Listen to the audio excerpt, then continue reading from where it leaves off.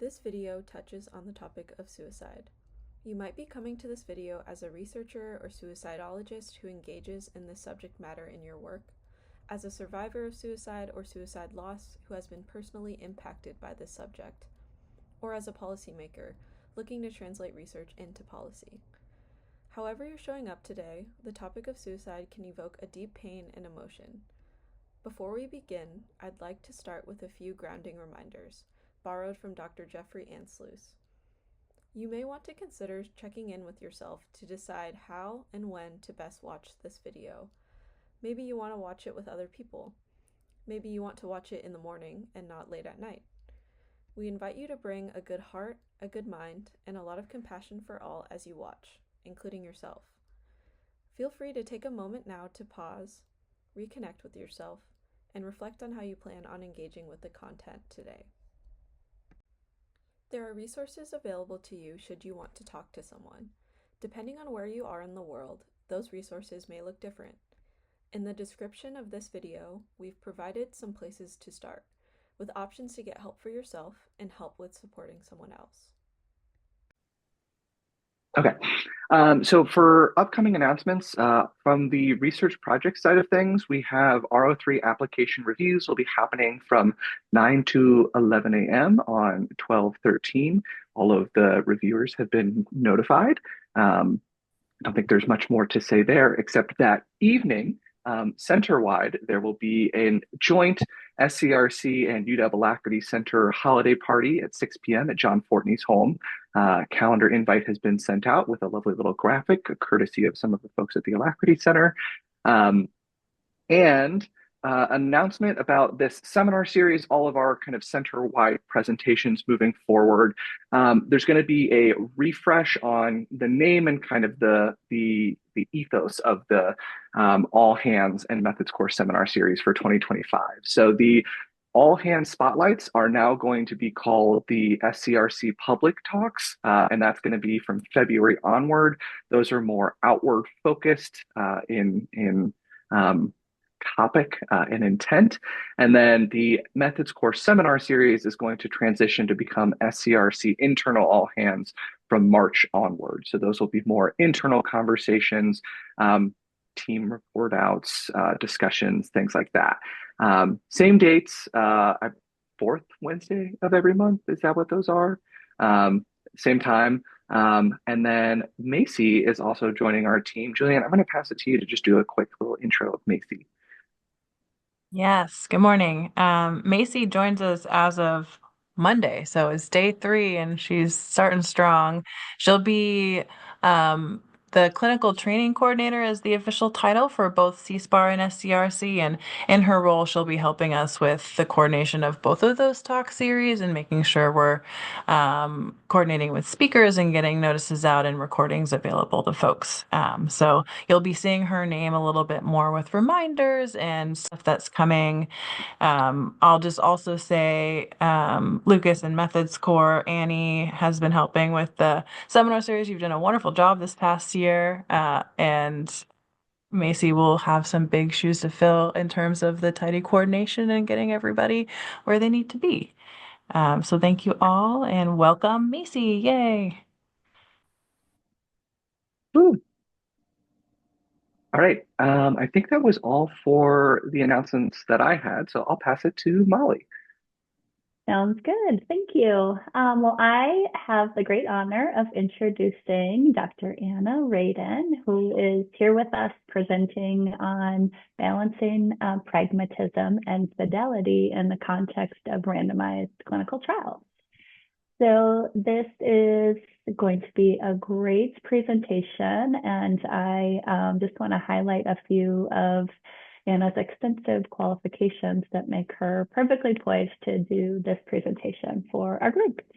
So Anna was trained at the University of North Carolina at Chapel Hill to get a master's degree in health behavior and health education, and then subsequently sought a doctorate in epidemiology from Johns Hopkins University. So Anna is an epidemiologist, a research scientist, a public health leader, and has focused on bringing evidence-based practices to scale, as well as tailoring public health programs to really focus on reach, as well as the populations that are most in need of having access to the research. So Anna brings a rich perspective to the center with her diverse experiences in maternal and child health, has worked extensively with the CDC and U.S. Department of State, focusing on HIV and implementing programs and evaluation in 36 countries in Africa. In 2018, Anna sought a return to Idaho, and I currently has an appointment as an applied research scientist at St. Luke's Health Systems. Understanding the dire need of her community in Idaho for better suicide prevention strategies, Anna brought her extensive talents to the field of suicidology and applied the tools that she has demonstrable success with using with the CDC, including dedicated engagement, multi-level evaluation strategies, attention to service delivery needs, and novel implementation approaches that work in resource-limited settings. So currently, Anna is a principal investigator for 3 large pragmatic comparative effectiveness randomized controlled trials that focus on suicide prevention and are funded by PCORI and AFSP. And her experience together really is facilitating our center's understanding about how to balance scientific rigor with pragmatism and how to keep focused on population impact and reach across all stages of intervention, development, and evaluation. So with that very brief introduction, I'll turn it over to Anna to present for this month's Methods Core.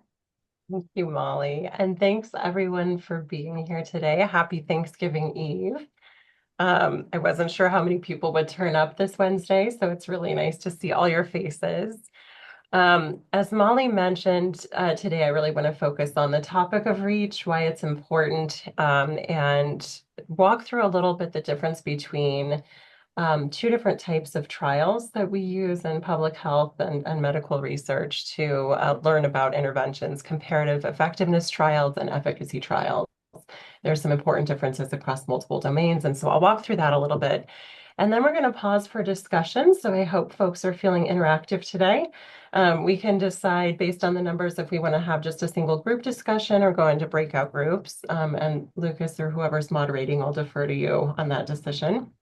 And then we'll come back together, report out from that first discussion, talk a little bit about how to balance the desire and need to tailor interventions versus scalability, and then have a second discussion, and we'll wrap up with a brief overview of engagement and why that has an important role to play in the topic of reach as well. And then I'll wrap up. So I want to start with a quote from Kate Comtois that she may not remember making, because this may not be exactly what you said, Kate, but it's approximate. I wrote this down after the very first meeting that I participated in for SCRC. I just really remember you underscoring that if we do all this amazing work in the center and we fail to achieve reach, we will have failed overall with our work. And so that really stuck with me. I just remembered when I looked at the suicide care pathway that you all developed with the application as well, that reach is really clearly called out as one of the clear things that we need to focus on and we need to do well with. But I felt like it would be good to delve into this topic a little bit and think about different ways to approach reach with different types of trials and some considerations. So I just want to start by running through efficacy trials versus pragmatic effectiveness trials. So there are a couple of defining characteristics of pragmatic effectiveness trials. These RCTs are designed to evaluate the effectiveness of interventions in real-world settings. There are air quotes around that. But the primary question in these trials is not, could this intervention work in optimal circumstances, but rather, will it work or would it work at scale for my population of interest if I actually rolled it out at scale?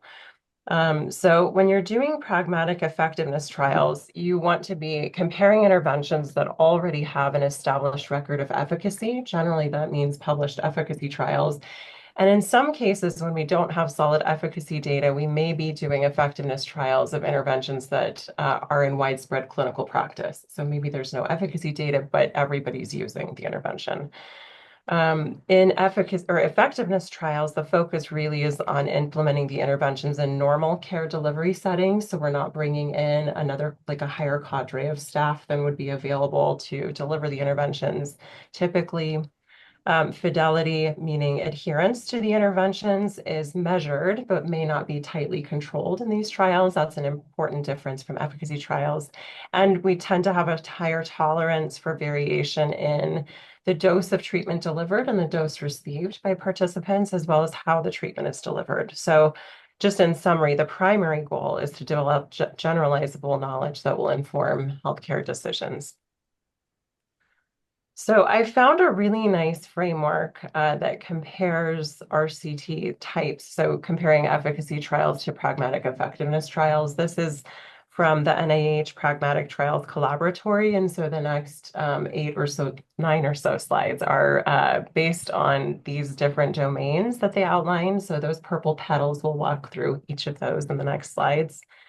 One area that differs is related to the sample that you're targeting for your trial. So first thing I want to emphasize is that there's a spectrum between these two. There's a lot of gray area and there can be an in-between space. So to the far left, we have efficacy trials. To the far right, we have pragmatic effectiveness trials. And your trial may fall somewhere in between for any of these domains. So when it comes to the study sample, efficacy trials tend to have more highly restricted samples with many exclusion criteria, while pragmatic effectiveness trials have intentionally broad inclusion criteria and few exclusions.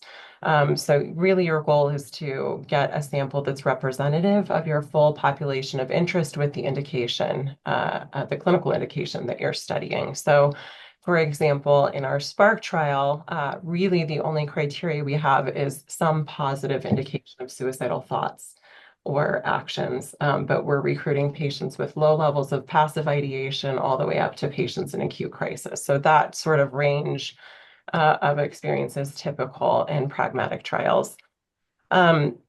Efficacy trials tend to have smaller sample sizes because the specific population is recruited is most likely to experience the outcome of interest. So you don't need as many participants to reach your statistical power. While in pragmatic trials, you often see much larger sample sizes because that broad population may be less likely to experience your outcome of interest that you're trying to study. And also larger samples are needed in comparative effectiveness trials where you may not have a control condition, but you're comparing two active treatments. So the margin of difference between them would be expected to be smaller. One other note, this is sometimes true, but not always true, that you may be, because of the larger sample sizes, better powered to assess heterogeneity of treatment effects in your subgroups of interest in pragmatic effectiveness trials, just because you have that larger sample. There's some important differences in terms of recruitment between these two types of trials as well. In efficacy trials, because of the more complex list of eligibility criteria, chart reviews or data polls are often necessary to identify potential participants that meet all of the criteria for the study. In effectiveness trials, you may have more options. Participants may be identified through routine screening programs or provider referrals or through registries, things like that. The study setting may be different for these two types of studies. That's not to say they can't happen in both studies, but typically efficacy trials tend to occur in tightly controlled environments with a really high level of care, high quality of care. So that's often academic medical centers or lab settings versus pragmatic effectiveness trials where it's typically done in healthcare settings similar to where most people seek care. So that may include settings like primary care clinics, emergency departments, or other usual care environments. That doesn't mean that you can't do efficacy trials with primary care populations, but just that typically this is kind of how the settings shake out. In terms of resources and workflows, efficacy trials tend to be tighter managed, meaning the workflows and SOPs are really consistent, regardless of who's delivering the intervention. Staff training may be extensive and ongoing, versus in pragmatic effectiveness trials, you try to achieve minimal changes to your typical workflows, and resources should be available to be sustained for usual care following the trial. One other thing to note, you may do a training for your staff at the very beginning of the trial, but it's not the kind of thing where you would keep training them every month on intervention delivery, for example. The next topic is intervention delivery and flexibility around how the intervention is delivered to patients. So for efficacy trials, typically an active treatment condition is compared to a control condition to determine if it works better. The control might be best available usual care, or it might be a placebo or no care at all, depending on the area of study. Efficacy trials typically require consistency in the dose of intervention delivered as well. While pragmatic effectiveness trials compare 2 or more treatments with established efficacy or already in widespread clinical practice, as I mentioned before, and there's often room for flexibility in the dose of intervention delivered. Fidelity monitoring is something else that's really different between these two. And when I say fidelity here, I'm using it in the sense of adherence to the intervention as designed. So I know that that can have, the word fidelity has different meaning in different fields, but here we're talking about adherence to the intervention as designed. Efficacy trials prioritize fidelity monitoring and management. So if you see departure from fidelity of the intervention, that's problematic, and generally you're intervening to try to correct that. Deviation from the research protocol is typically considered problematic. In pragmatic effectiveness trials, adherence to the intervention as designed is measured, but often not intervened on. So you want to understand the extent to which deviation is occurring, but and you want to document that so that you can include that in your analyses, but you may not be intervening to correct it. There's also, not that there's a tolerance for protocol deviations in effectiveness research, there's still high standards for the quality of research done, but the research protocols may be drafted with more flexibility and a higher tolerance for variability in how interventions are delivered and adhered to. Next, on the topic of data collection, efficacy trials tend to have more frequent follow-up visits and extensive data collection with lots of different variables collected. Pragmatic trials may also have some of those things, but data are more likely to be patient-reported or collected through an existing source like an electronic health record. So more likely to see surveys. You may see surveys in both, and I think the kind of research we do requires patient-reported outcomes regardless of the trial design. The primary outcome may differ in these 2 types of trials as well. In efficacy trials, typically we're measuring clinical outcomes that are most of interest to researchers, so things that are quantitative that can be compared directly. The trials are usually designed to evaluate the efficacy of novel interventions. So something that's new or delivered in a different way or a different dose, there's something about it that hasn't been done before. In pragmatic effectiveness trials, we're typically measuring outcomes that are most relevant to patients. We talk a lot about the minimal clinically important difference. I would argue that that is relevant for both types of trials, but especially for comparative effectiveness trials. If we're trying to inform how patients make decisions, it doesn't really matter if there's a small difference that patients couldn't detect themselves between 2 treatments. That doesn't really give them any information or wouldn't lead them to select one intervention over the other. If they're functionally equivalent from the patient perspective, is another way to say that, then that would be a difference that's not important. Additionally, pragmatic effectiveness trials are designed to help make healthcare decisions between 2 or more good treatment options. So again, that's why we want to make sure that the outcomes are of interest to the stakeholders making those decisions. The primary analysis, meaning the kind of pre-specified analysis of primary importance for efficacy trials, may be per protocol, meaning that it would exclude participants that were non-compliant or received the wrong intervention, or that didn't adhere to their intervention perfectly. And in pragmatic effectiveness trials, it's almost always going to be an intention to treat analysis as the primary analysis. Now, both of those types of studies often do secondary analyses with the opposite, but the primary analysis tends to differ.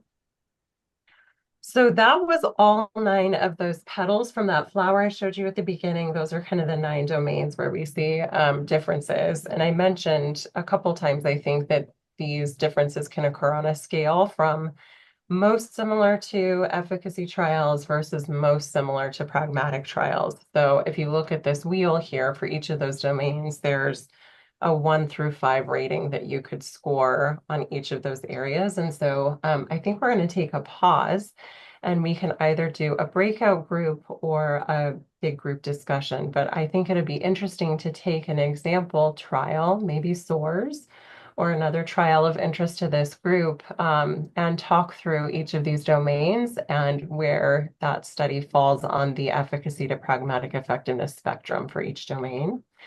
And then secondly, to discuss whether it's ever appropriate to have a blend of efficacy and effectiveness characteristics for a single trial and when that might be beneficial. So I'll pause now. Lucas, are we doing a big group or small groups? We have about 18 people, so I think breakout rooms is probably a good fit for 18. Annie, I know you'd messaged me. Were you able to get those breakout rooms set up, or do you want me to quickly sort people right now? Yeah, I have them set up. Do you want me to open them up now? Yeah. How long do we want to leave those open for, Anna? Why don't we do about 7 minutes, 10 minutes? What do we think we need? Let's do 10 minutes. That's at least a minute per domain. Okay, sounds good. Great. And please be prepared to report back because I'm curious to see where people land on this.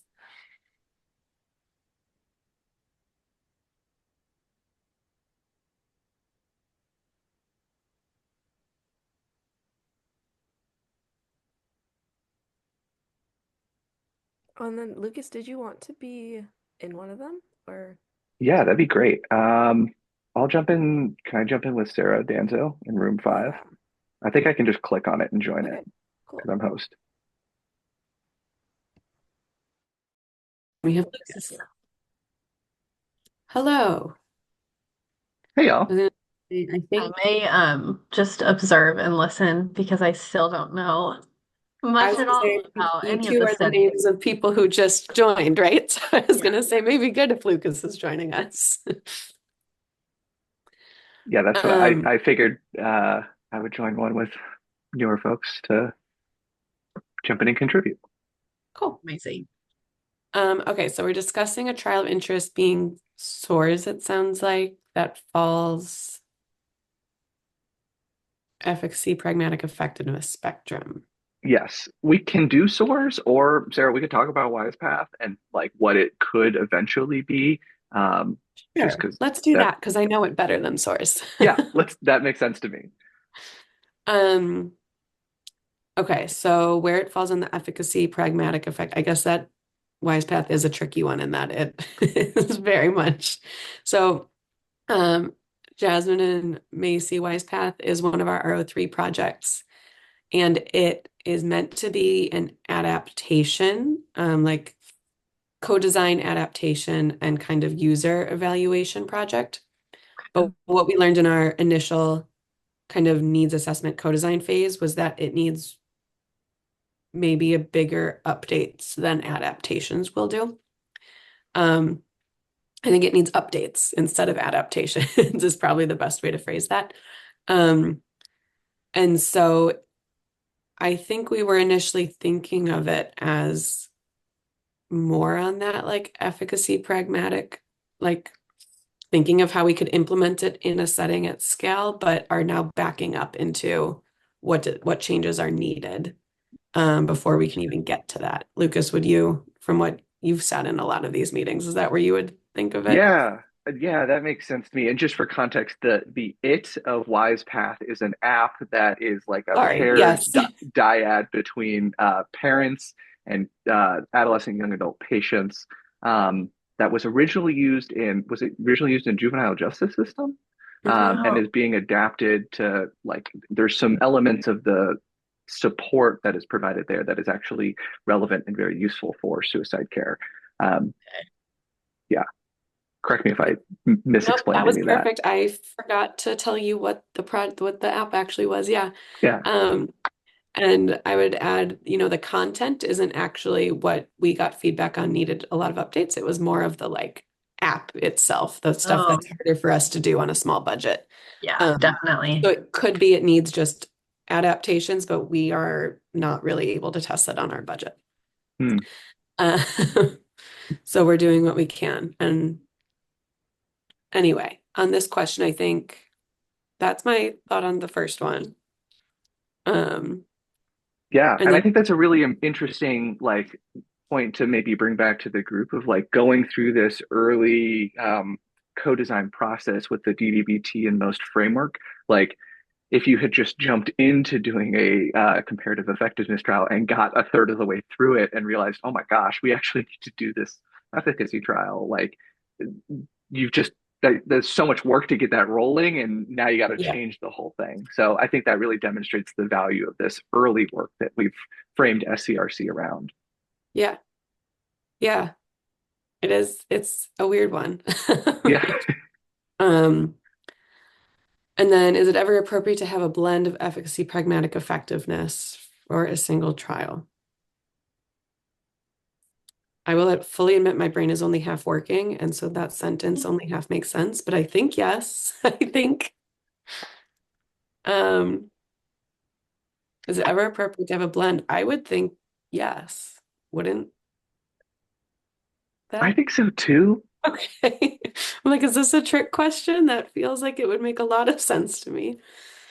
I can share screen because I actually have Anna's slides here. Are you That seeing the, is like, super helpful. Yeah, I was like, it's yeah. hard to go through this without actually seeing everything. I'm trying to think of, like, where there might be some blends or, like, I guess I'm combinations. thinking of like the hybrid trials. Yeah.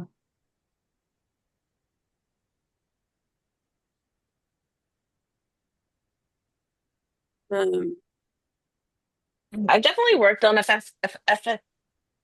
efficacy and effectiveness trial blends, but I cannot think for the life of me a single example of one. But they definitely are appropriate. so I guess that goes with the second follow-up of when might it be beneficial. Um,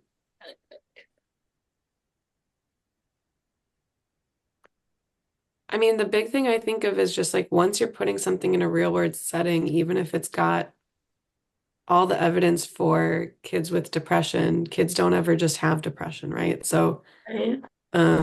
even if you're calling it pragmatic effectiveness, it still kind of is an efficacy in certain Mm. things. I know in clinical trials we do technically it's two separate studies like from a regulatory perspective, but what they'll do is they'll do an efficacy trial first, so they'll evaluate the efficacy of like a drug. And then if it's proven to be working, then they will follow up with like a bunch of follow-ups. So a follow-up study that is an effectiveness trial. So kind of at the tail end of it. And I feel like that kind of is a blend where you kind of get to see both for a So single like a intervention. stepped, yeah, like a stepped trial. Mhm. Yeah, I think this spectrum is really helpful, less to be like falling into a binary of one of the two and more to Like where describe you fall on it. where you fall on this. Yeah. Mhm. The other thing that's coming up is, like, for me at least, this, like, resources and workflow specifically around suicide care. Like, it just seems that so many clinics don't have robust workflows or Oh my God. resources currently existing. So there's a little bit of like, well, we want to test this new thing for suicide care, but we also have to get you up to speed with where you kind of, not where you should be, but, like, kind of where you should be before doing this. Um, and that's hard because our healthcare systems are strapped for resources. Clinicians are overworked and exhausted and only have so much time. So there's this like I'm feeling this like dual thing in suicide care of like getting people up to speed and then also introducing a new thing, which is hard. I'll echo that. I was just doing qualitative coding for one of our projects with different folks, and we're in like all sorts of clinics. They're all primary care, but we have rural, urban, and suburban. And it's wild what the differences are and the resources are, but also the number of all staff, not just like PCPs, but nurses, MAs, front desk staff who are just like, what do you mean workflow? What are you talking about? Yeah. What do you mean levels of risk? It's just Yeah. suicide, not suicide. Which I think goes back to your initial point, Lucas, of like, you do kind of need some of this DDBT framework to get at where are people currently and where is there like tension for change even, because what we also keep finding along the spectrum is like some people are not motivated to change and some people are. And within a practice, that's even really different. Like we've had one provider tell us they'd rather retire than do anything related to suicide. But within that Ah, practice, we've also had some really amazing champions who are like trying to get people on board. Um, but I guess that goes to the first question too, of like just understanding what current practices are, current needs feels like important no matter how you're categorizing a study of efficacy or pragmatic effectiveness. yeah. Um, I don't know if that answers that question. I think I'm kind of just like saying my thoughts out loud. No, that was super, super well said. Um, I'm keeping an eye on time. I don't, do you remember when we started these breakout rooms? It was like You said 9:30. something at 9:25. We opened the breakout rooms at like 9:25. You sent your discuss the questions Oh, at 25. nice. That's That's a smart. great way to look at that. Okay, I'm gonna see if Anna is in one of these rooms. I'm gonna pop out of the breakout room and see Yep, when we're gonna close we'll it. just chat. Cool. Cool. Thanks. Also, Sarah, are you cool being the one to do a little bit of a share back? I will try. It'll come out the way I just did it, but sure. Cool. Cool. All right. I'm gonna figure out how to leave the breakout room. There we go.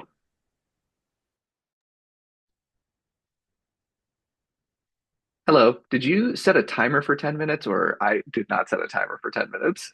I did. It just went off, so I'm closing the rooms right now. Amazing. Yeah, Thank you for being so on top of it. of course. Thanks for checking in. Yeah.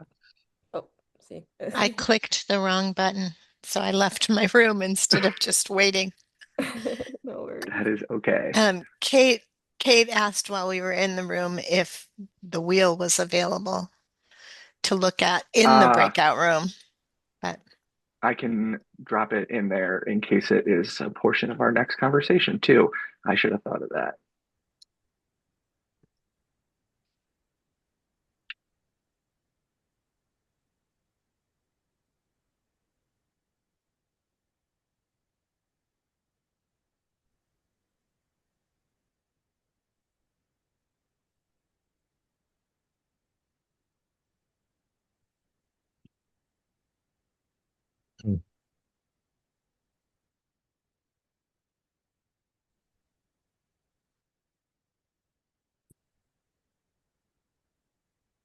Hello again. Hello. Hope everybody had nice discussions in their groups. Welcome back.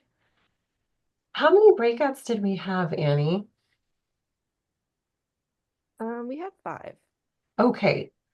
Well, could you, I think we need, if people are willing to do a brief, like a 1 to 2 minute report out, that would be great to hear what the groups discussed. Do people know what group number they were? I can type them out in order in the chat if that's helpful. That would be helpful, Lucas. Thank you.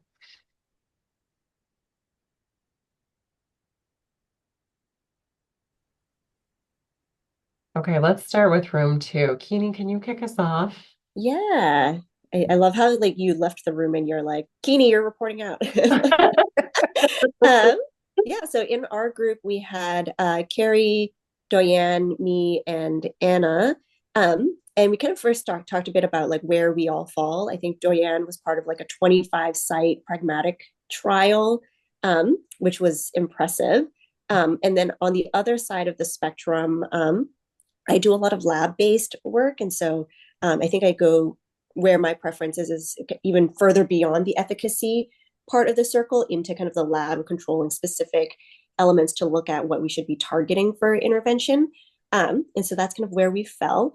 And I think we were talking a bit about like, how do you, where is actually the starting point? I think we've all been trained, at least in clinical psychology, to start at efficacy, and then it flows out to pragmatic. But I think we were talking about how it's really cool how in SCRC we might be kind of thinking about like a process where we first of all start at human-centered design and it kind of back talks into the efficacy work and then flows back out to pragmatic. And so it kind of has this more hermeneutic process going on between efficacy and pragmatic trials, which is really, really cool. And then we talked a bit about like, how do we use, team science, let's say, to kind of have a faster baton pass between HCD to efficacy to pragmatic. So then that way, not one team isn't doing all of this work and having to take that long time between trials to transition. So just having, one team ready to go and pass the baton to them to do the pragmatic trial after efficacy's been done or whatnot. So that's our group. Thank you, Keeney. Room 3 was Molly, Natalie, and Andrea. Yeah, I can report out. Very impressed, Keeney, with your delivery of hermeneutics in the discussion. We basically went through SOARs and kind of marked. I don't know if you. Oh, I don't think it's showing up in the picture, but we just walked through where SOARs fell on the 9 dimensions and what was more pragmatic leaning and what was more on the efficacy end of the spectrum. And because I belabored that discussion extensively, we did not get through all 9 dimensions. I just sort of talked about the characteristics of each. And we wanted to talk about blending the 2 approaches, which I think SOARs does after review of the 9 dimensions, but we ran out of time to have a lot of input in that area. So hopefully we can talk that through together. Molly, which components were seeming a little more pragmatic about SOARs? I think our eligibility and recruitment is fairly pragmatic. We don't have any clinical interviewing or diagnostic evaluation or hours and hours of assessments. We also our adherence is fairly flexible. We have like a clinician self-reported checklist, and there's the delivery.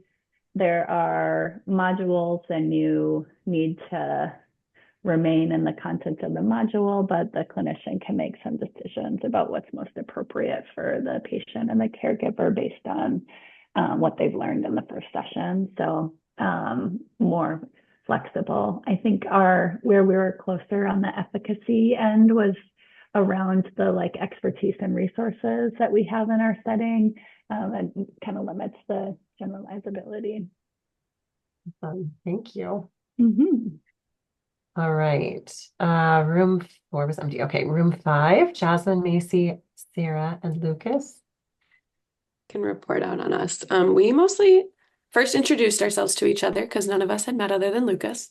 But then kind of talked about the Wise Path RO3, and while that's not there right now, thinking about kind of where it could go in terms of this, but also was conceptualizing a lot of so the first part we've already done in terms of needs assessment, discover work, and how that really plays a big role in being able to move this along that spectrum.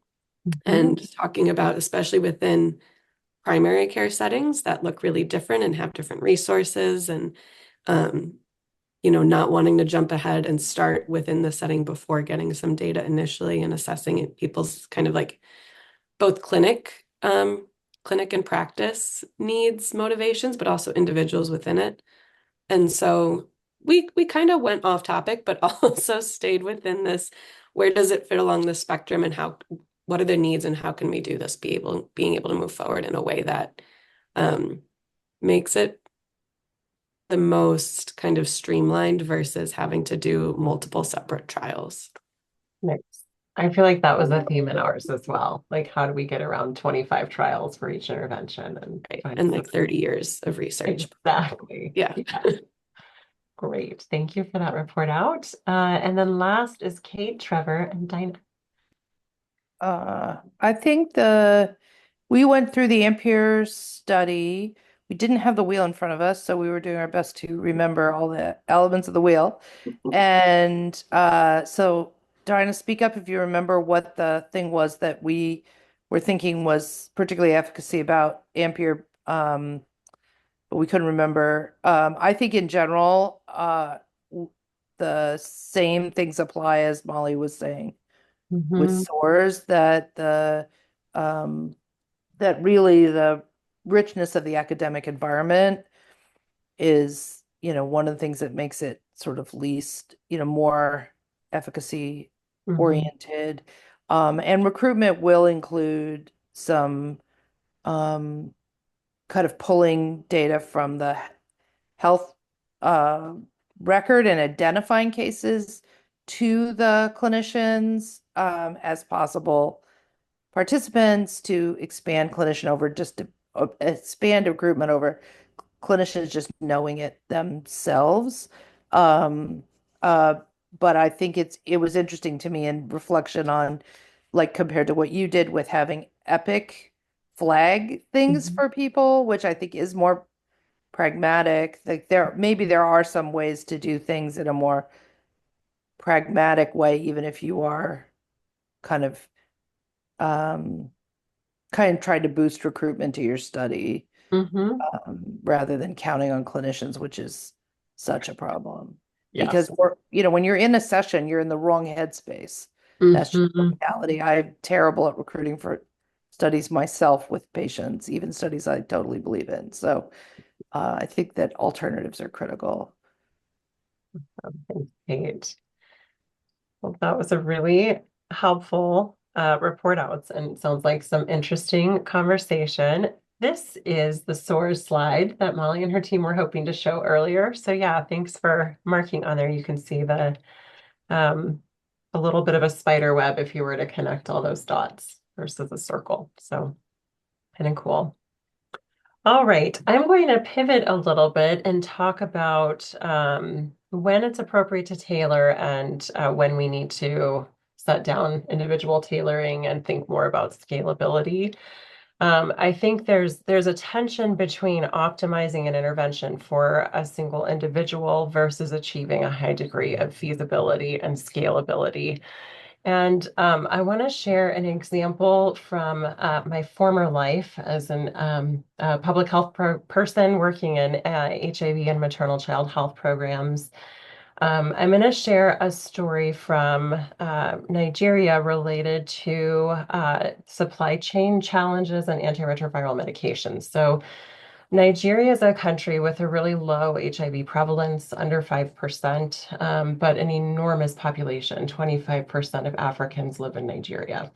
So we were really focused on eliminating mother-to-child transmission of HIV while I was working for State Department, and most of the babies born with HIV were born in Nigeria. So we needed to focus on this country with low prevalence.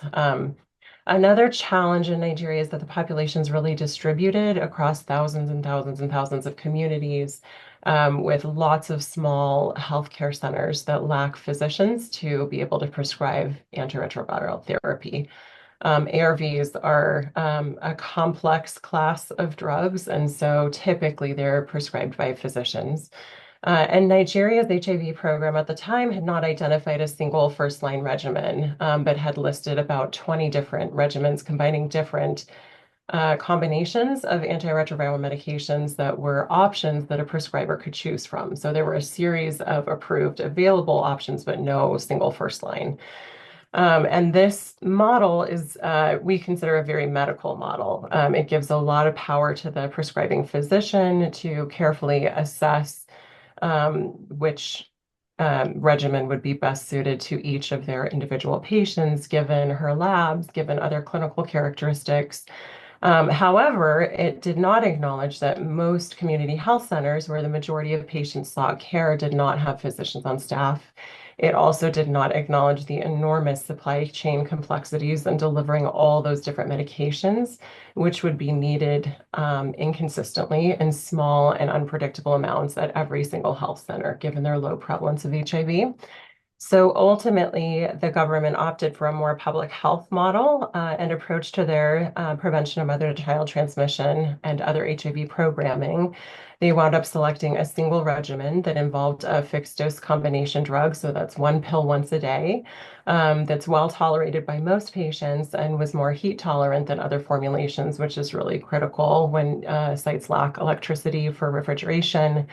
They also selected 2 second-line regimens, and then for third-line options, which were plentiful, patients would need to seek physician-level care at secondary or tertiary facilities in the country. So this simplification of their nationally approved ARV regimens was initially really controversial, and there was a lot of pushback from physicians that felt like choice was being taken away from them, but eventually wound up being a tremendous success because it resulted in the decision to allow nurses to prescribe and administer that first line medication directly to patients in health centers, which really went a long way in addressing the barrier in access to physicians' prescribers. And then secondly, it was a tremendous simplification of the supply chain, which meant that the first line regimen was way more likely to actually be available in clinics for patients who needed it, and they could send patients home with a month or 2 month supply or a 3 month supply instead of here's a week, come back, knowing that patients have to travel long distances. So the list of 20 plus acceptable regimens that would be delivered according to prescribing physicians' clinical judgment is, I think, a really clear example of when individually tailoring really hampered reach. And I should have thought of an example in suicide prevention, but I couldn't think of one that was as clear as this. But I know that some of you probably have good examples of something similar from your research as well. So would love to hear, and maybe we do this discussion in the big group, but when people have encountered in your work any tension between tailoring and scalability. That's similar to what I just described. Does anyone have any examples of that come to mind? I could provide an example from our screening work. So the ASQ is the screening that Seattle Children's uses for any patient who presents across ambulatory, inpatient, and ED settings that is 10 and up and medically and developmentally able to respond to questions. And we, the predominant mode of responding is via iPad when a person checks into their visit. And on the screen, there is like a decline button if they don't want to do the screening.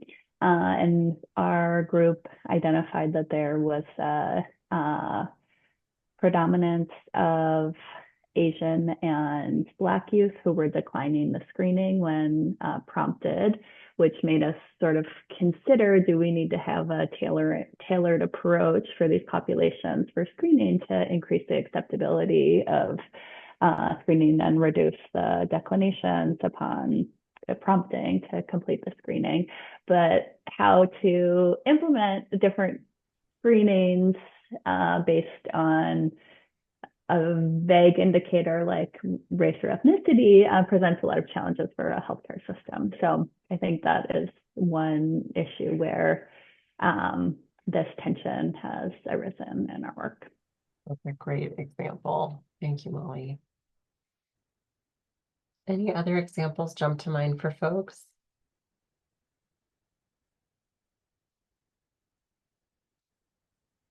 Maybe we'll look at the second discussion question then. Are there certain components of your study interventions that require really tight fidelity or adherence and others that are more flexible?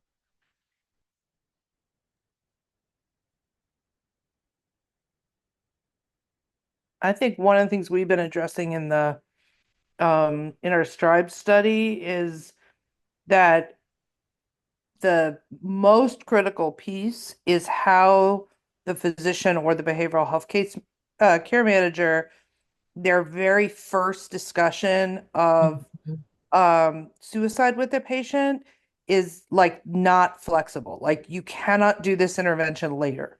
You can't go through your typical thing and then try and ask for a clinical narrative later and expect the result. Like that's just like, and how actually just getting that is going to be really, really hard in the pragmatic world we're in.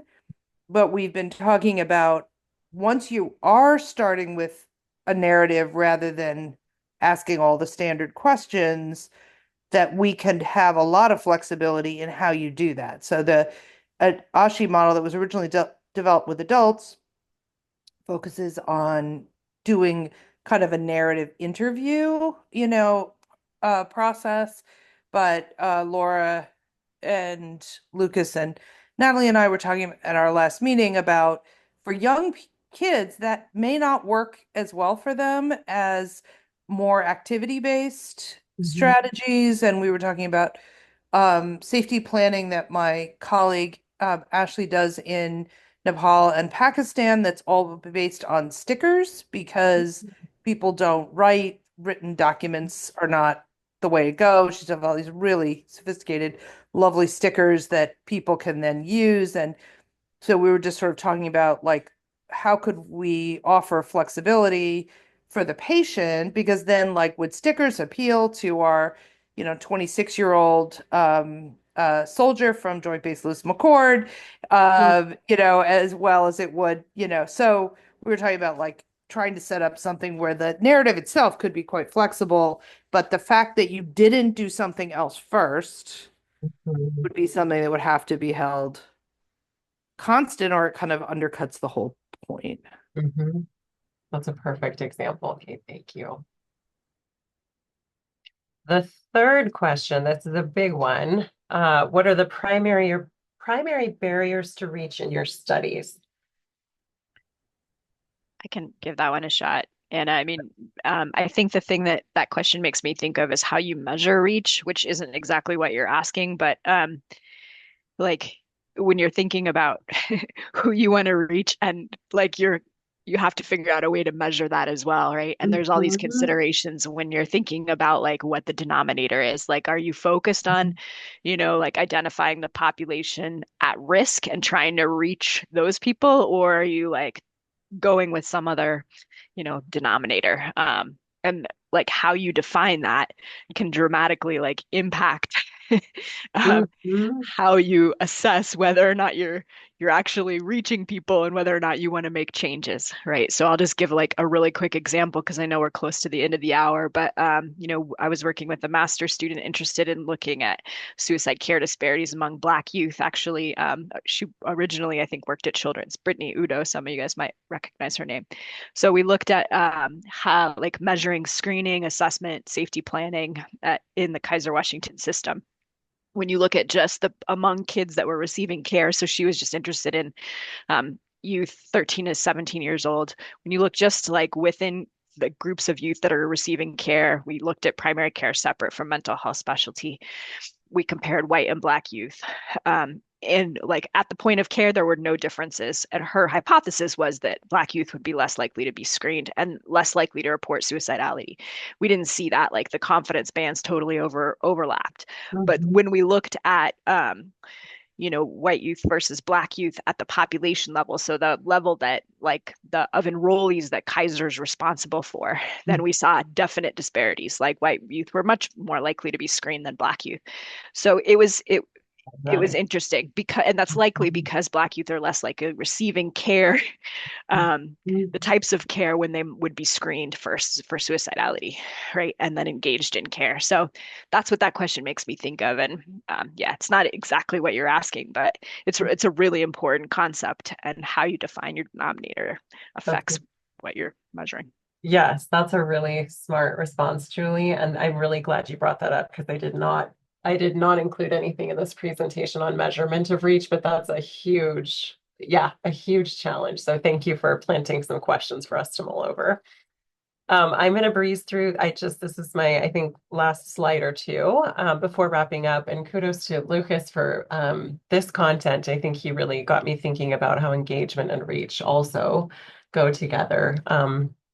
Engagement, I think if we think about engagement as one of the key ingredients for successful reach and dissemination and scale up efforts. And when I say engagement here, I'm not just talking about engaging with patient stakeholders, but also our providers, our care deliverers, our payers, our policymakers, all the people that need to be involved if reach is ultimately going to be achieved.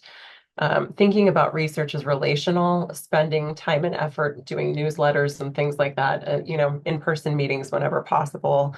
Just remembering that just the act of doing the research exposes our provider and staff teams to alternate interventions and workflows. I'm going to skip my example there in the interest of time, but just a reminder to be intentional about the relationship building that sort of happens naturally. To view those relationships as one of the key products of your research, and that they will be one of the most important vehicles that determine if you're successful at scaling up. This is a slide that just shows every time we did an in-person site visit in yellow stars, we did these rounds of site visits that our referrals went way up and that they always dip back down also. So just a reminder that it's not a one-time thing, that you may have to go out again and again and again, and don't forget donuts when you go out. Last slide, just a reminder to consider reach at the study design and conceptualization phase, which I think SCRC is doing an amazing job with all the human-centered design work, making sure that we're thinking about feasibility and flexibility from day one, highlighting that tension between individual tailoring and scalability, thinking about reach early on and taking engagement seriously. And that is it for today. So thank you all so much for your time and the really rich discussion. Thank you, Anna. Thanks, Anna. It's great. Anna. That was Thanks, Anna. This is great. Thanks, Happy Anna. Thanksgiving.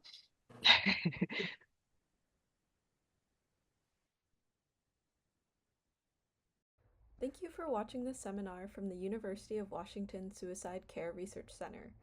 Please take a moment to complete the anonymous evaluation to share your feedback. If you would like to receive a certificate of completion, be sure to also complete the attestation. Links to both surveys are available in the description of this video. Your input is much appreciated.